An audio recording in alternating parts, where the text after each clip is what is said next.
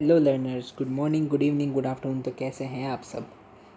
तो आज का हमारा स्टैंडर्ड है audit consideration relating to an entity using a service organisation, SA number 402। तो सबसे पहले हम टर्म्स को समझते हैं। User auditor, user entity, service organisation. ये क्या होता है? अगर KPMG ऑडिट कर रहा है SMS हॉस्पिटल की, तो जो KPMG है वो हो जाएगा यूज़र ऑडिटर। और अगर SMS हॉस्पिटल की ऑडिट कर रहा है तो यूज़र एंटिटी हो जाएगा SMS हॉस्पिटल। अब मान लीजिए SMS हॉस्पिटल ने अपना काम अकाउंट्स प्रिपेयर करने का आउटसोर्स कर रखा है JK&Associates। तो JK&Associates हो जाएगा सर्विस ऑर्गेनाइजेशन, और उस ऑर्गेनाइजेशन का ऑडिटर बन जाएगा सर्विस ऑडिटर। उस ऑर्गेनाइजेशन का ऑडिटर बन जाएगा सर्विस ऑडिटर। तो अब क्वेश्चन है हमारा, obtaining understanding of service provided by service organisation. तो सबसे पहले ऑडिटर अंडरस्टैंडिंग ऑब्टेन करेगा कि कैसे एंटिटी सर्विस ऑर्गेनाइजेशन की सर्विसेज का इस्तेमाल कर रही है in user entity operation. Auditor shall obtain understanding of how an entity uses services of organization in user entity operation including.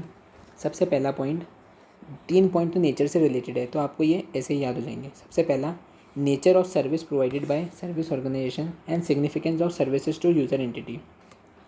क्या सर्विस प्रोवाइड की जा रही है सर्विस ऑर्गेनाइजेशन के द्वारा, और उसका यूज़र एंटिटी पे क्या सिग्निफिकेंस पड़ेगा, क्या सिग्निफिकेंस इम्पैक्ट आएगा यूज़र एंटिटी पे। सेकंड पॉइंट है, nature of materiality in transaction और financial reporting process affected by service organization.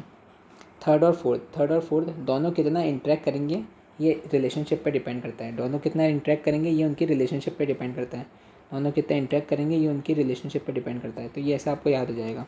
Third point है, degree of interaction between activities of service organization and user entity. And fourth is nature of relationship between user entity and service organization. Nature of relationship between user entity and service organization. तो 4 point. सबसे पहला, nature of services provided by service organisation and significance of services to user entity. Second is nature and materiality of transaction और financial reporting process affected by service organization. Third is degree of interaction between activities of service organization and user entity. Fourth is nature of relationship between user entity and service organization. Now next question is audit consideration. अब question क्या बनता है, अगर user auditor sufficient understanding नहीं ले पा रहा है यूज़र एंटिटी की, तो यूज़र ऑडिटर कैसे अंडरस्टैंडिंग ऑब्टेन करेगा। तो ये कुछ प्रोसीजर दे रखा है, उसके अकॉर्डिंग वो उस एंटिटी की अंडरस्टैंडिंग ऑब्टेन करेगा।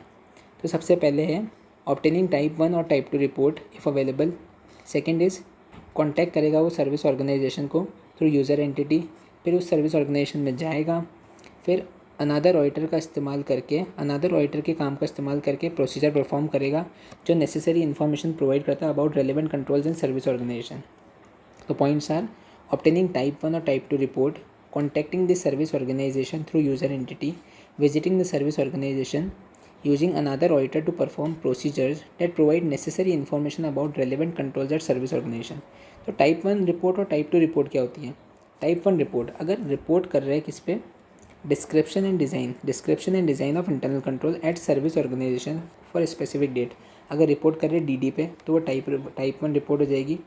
और अगर रिपोर्ट कर रहे हैं DDO मतलब description and design of operation effectiveness of control at service organisation, तो वो हो जाएगी टाइप 2 रिपोर्ट।